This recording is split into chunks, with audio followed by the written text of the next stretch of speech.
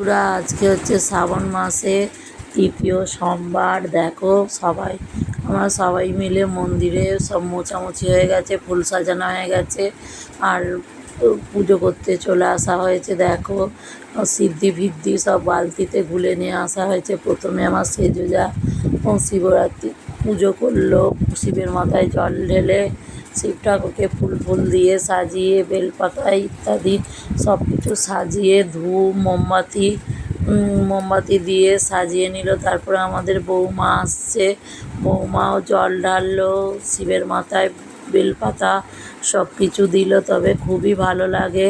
আমরা তো আর ধরো ঘরোয়া বউ, আমরা তো তারকেশ্বরে যাইনি, ঘরেতেই প্রতি সোমবার এমনি জল তো রোজেরই ঢালা হয়।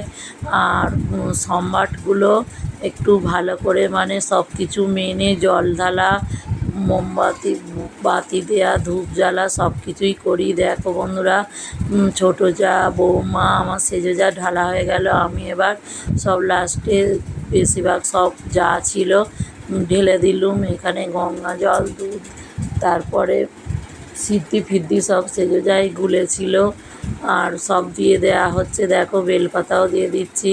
মালাটা একটা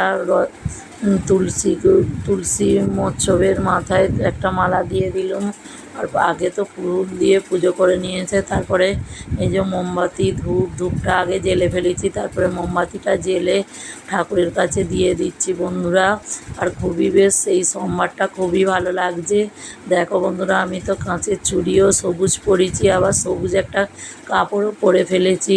খুবই বেশ আনন্দ লাগছে ঘরের মধ্যে শিবের মাথায় জল ঢালা, খুবই ভালো লাগছে। আর এই যে ধূপগুলো আমি জ্বেলে রেখেছিলাম, ধূপগুলোও আমি দিয়ে দিচ্ছি বন্ধুরা।